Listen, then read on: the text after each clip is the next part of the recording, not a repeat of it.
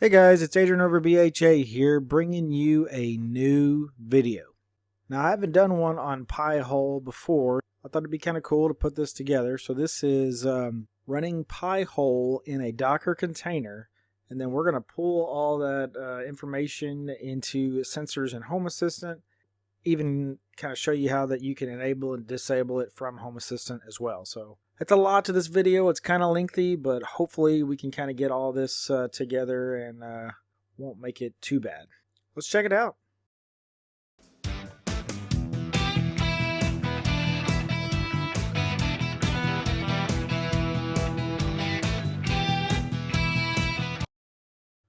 Alright, so again, this is PIhole. So for those that don't know what PIhole is, it is basically used for ad blocking. Basically, you will point all of your devices DNS to this PIhole server, and it will kind of proxy through everything, and it will block all the ads and stuff and only allow legitimate traffic that you need to see. It's got a lot of features, a lot of stuff that you can do. You can you can go ahead and whitelist stuff, or if you find things that aren't part of their default blocks, you can add in your own block list as well. So a lot of cool stuff that you can do with it. And again, we're going to pull it into Home Assistant as well so that we can see all those statistics, and you can create automations or whatever you want to do, or if you want to do anything with that other than just have it displayed in Home Assistant, then of course that's up to you. But lots of cool stuff that you can do there as well. So let's do a quick run through of everything we're going to cover in this video. So of course, for starters, part of the configuration is it uses a couple of volumes or directories on our Docker host machine. So we are going to start by creating some volumes or directories on our Docker host. Once we do that, then we will install PIhole in a Docker container. Once it's installed and up and running, then we're going to log into PIhole and just kind of check it out and see what it looks like. Once we do that, then we're going to add the PIhole component into Home Assistant. And then I thought it'd be cool to create a little switch that would allow us to enable and disable PIhole from Home Assistant, if we need to. Lastly, I'll just kind of show you what that looks like in action. Let's get started.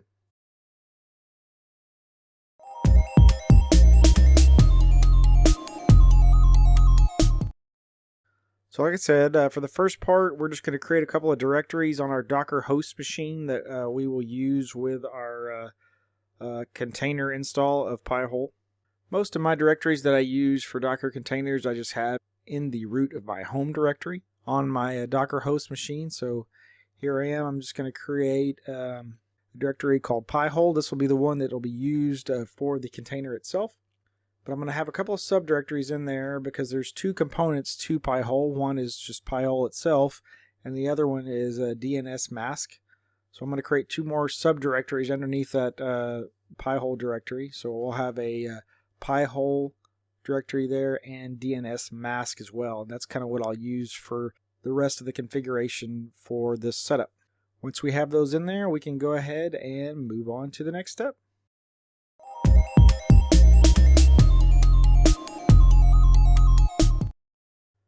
Alright, so here we are going to edit my docker-compose.yaml file here. This is how I install all of my Docker containers. Create a little section here for PIhole. I'm going to call it PIhole, and of course my container name will be PIhole as well. For restart, I set it to always. And for the image, it will be PIhole/PIhole. I'll go ahead and put :latest at the end just to make sure it gets the most current version. Now there are several ports that we need to list here. Some of them are optional. You will definitely need TCP and UDP 53. That's for DNS. So of course we'll start off by doing 53:53/TCP, and then 53:53/UDP. Now 67, I don't think we necessarily need unless you're going to have PIhole handle your DHCP. I am not, but I may choose to change that later on. I don't know. So I went ahead and added it just in case.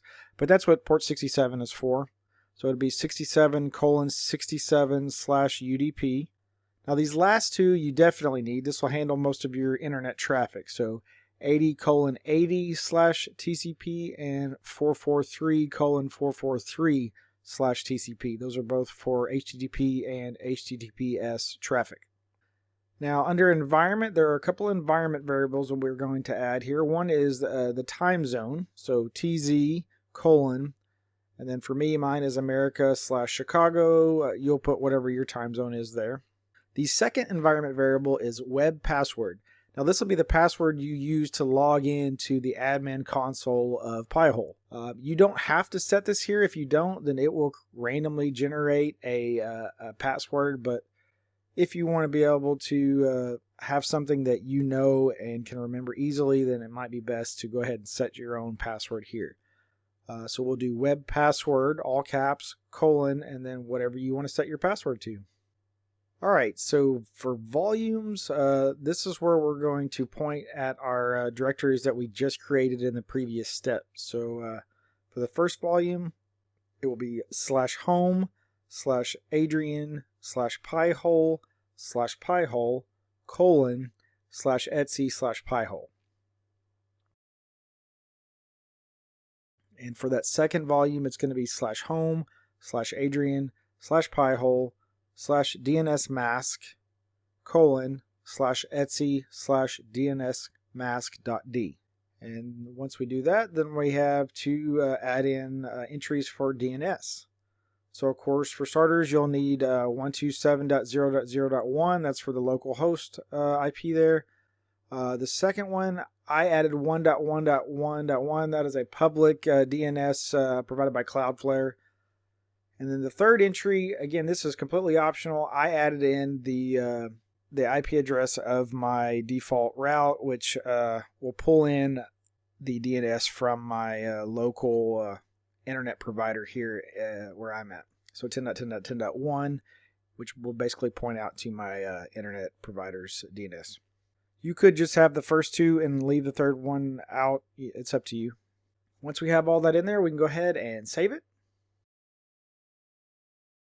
Then we're going to do a sudo docker-compose.d so that it will do a download and install of this new container. And it'll take a second for it to finish. We'll kind of fast forward through that. Lastly, we're going to jump over to portainer here just to check and make sure that container installed correctly. And as you can see, everything looks pretty good. Logs aren't showing any major errors there. Everything looks like it's up and running. If we jump back over to the main container section here, you can see it's up and running and healthy. Everything looks good. We are ready to move on to that next step.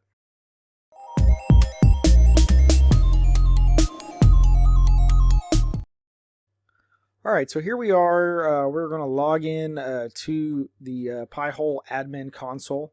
Since I'm just accessing it on port 80, it's just the IP of my Docker host. So http://10.10.10.28/admin. That's all you need. It will come up to this screen here, which has the basic statistics, what DNS queries are currently being blocked, what the percentage is, how many domains are on the block list, and the number of queries shown there over the last 24 hours in the graph below. Now that's just your standard basic data, but if you hit the login over here, we can log in with the password that we created with WEBPASSWORD in our initial setup. And of course, as you can see here, you get a ton more information.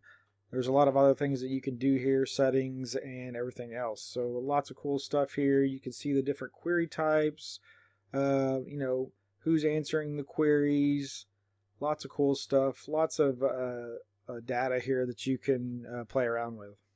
So that is PIhole in a nutshell. One thing you will need to do once you get PIhole up and running, obviously, is you need to have all of your devices in your house or whatever devices you want to use PIhole. You need to have them point their DNS to this new PIhole server. Now, I did this from my DHCP server. I didn't show any of this here just because everybody's setup is going to be different. I'm using pfSense for my firewall. which also handles my DHCP. So I was able just to go on there and change the default DNS server under there to point to PIhole. Once all the devices update in DHCP, they'll pull in that new entry for their DNS server. Pretty cool little setup here. Let's go ahead and move on to that next step.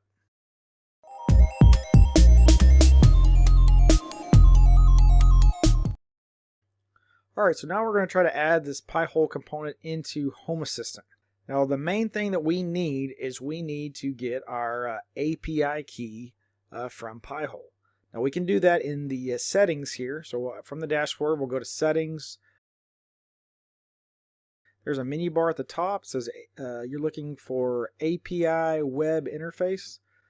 We'll click on show API token, say yes, and it's going to come up with a QR code, which obviously won't help us much here for Home Assistant, but if you see right below that, it says raw API token, and we'll be able to copy that token, and that's what we're going to use to add this component into Home Assistant.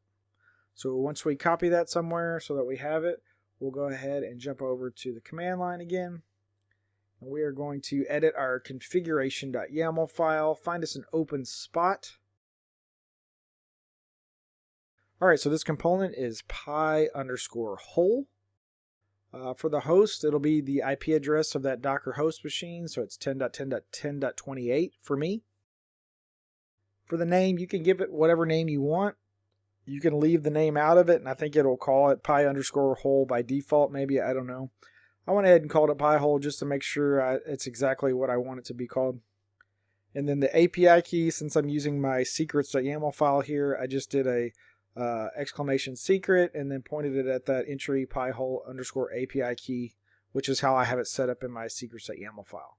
Once we have all that in there, we can go ahead and save it. And then of course we're going to jump over to the web interface here.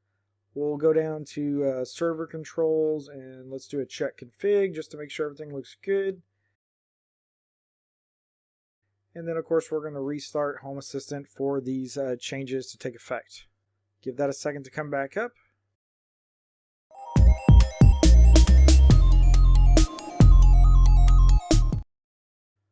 Alright, so I thought it'd be cool to add a little switch into Home Assistant that we can basically enable and disable PIhole. Like if we're having issues or something's getting blocked that shouldn't be getting blocked, so temporarily we want to disable PIhole so that we can run our queries just straight out to the internet. You can disable PIhole and allow that to happen. And so we want to create a switch in Home Assistant to do that. So this is kind of a two-step process. Basically, when you add the component into Home Assistant, it adds a whole bunch of sensors, but one of the sensors that does not get added is the status of the PIhole server. So whether it is currently enabled or disabled. So I'm going to start off by creating a REST API sensor that I'm going to use to keep track of the status of that PIhole server. So I'm going to edit my sensors.yaml file here. Find a spot down here at the bottom.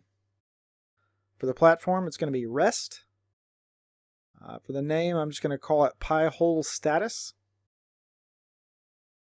Alright, for resource, this is how you're going to access the status of this particular API call. So it's http://10.10.10.28/api.php ? Alright, so under headers we need to add in the authentication for that, which is that API key. So we already created this entry that we used earlier when we added the component, so we're just going to call it again here. So auth : and then exclamation secret, and then that PIhole_API key again. And for the value template, I'm just going to list out here what I'm adding in here, so I'll get just whatever the status is and not all the extra information that might show up on there. So it's going to be value_json.status. Once we have all that in there, we can go ahead and save it.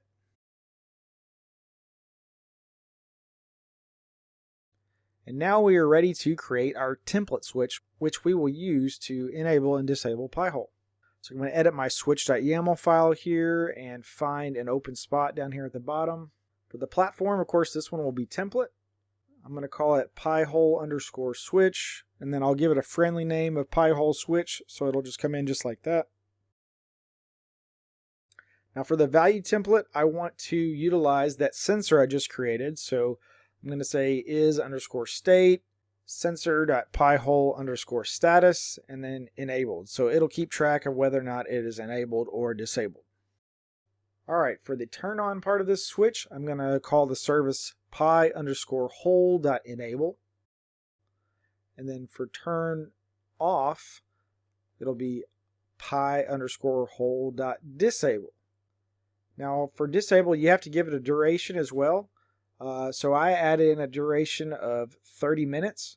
So basically, if I were to disable PIhole from Home Assistant, it would disable it for 30 minutes and then automatically come back on. So I don't have to really keep track of whether or not I left it turned off or anything like that, because it will only stay off for a short amount of time and then come back. Once we have all that in there, we will save it.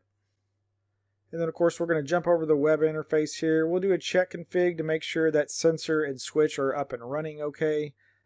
Once everything looks good, we'll go ahead and restart Home Assistant for these changes to take effect. And then let's jump on to that last step and see it in action.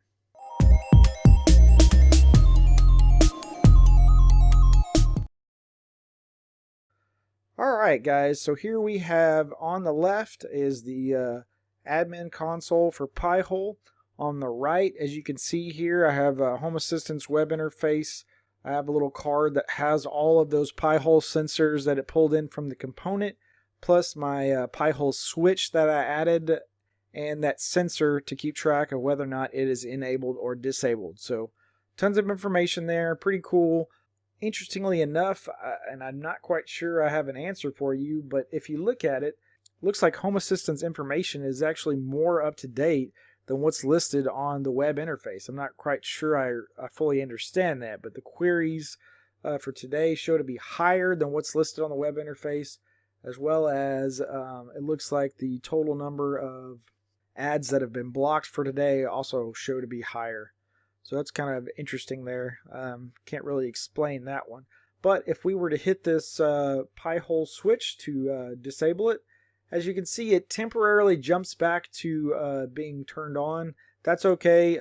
It's just going to take it a second for that sensor to be updated. But as you can see, it will eventually turn back off. And so it shows disabled in Home Assistant. If I was to go over here to the web interface and do a refresh, you can see up in the top corner now it shows offline there as well in the status. In fact, you can see down there in the middle of the bar on the side, it says it's going to enable itself again in like 29 minutes. But if we were to go back over to Home Assistant and go ahead and turn it back on, again, it will flicker back off before it comes back on fully, just because it takes it a minute for that switch to update and everything. And then we go back over to the web interface here. We'll do a refresh. And as you can see, the status has already come back online. So pretty cool little deal there. That's the end of the video, guys. I know it was kind of long. I apologize. I tried to cram as much information as I could into this video, just because I know that sometimes when I put these videos out, I leave out some stuff that you guys might consider to be useful or important. So I wanted to make sure I got as much info as I could in here. Let's do a quick run through of everything we covered. So of course we started out by creating volumes on our Docker host machine. Once we did that, we installed PIhole in a Docker container using docker-compose. Once that was done, we just logged into PIhole just to show you what that admin console looked like and everything. Once that was done, we set up our PIhole component in Home Assistant. Once that was done, then we went ahead and created a template switch. Well, actually, we created a sensor and a template switch that we used to disable PIhole. And then lastly, I just kind of showed you what that looked like in action. Again, that's the end of the video, guys. There's a lot to it, I realize that, but hopefully for anybody that hasn't set PIhole up yet, or is looking for something to block ads on your local home network there, then you will certainly give this a shot. And you'll be able to use all this information in itself, and of course with Home Assistant as well. Again, I wanted to thank everybody that has donated to my Buy Me a Coffee link. I really appreciate it. If you liked the video, please subscribe to my channel. If you have any questions or comments, hit me up in the comments below. As always, if there are any videos out there that you would like to see that I don't already have out there, let me know in the comments as well, and I'll see if I can't get something put together for you guys. Otherwise, I'll see you guys around. Thanks.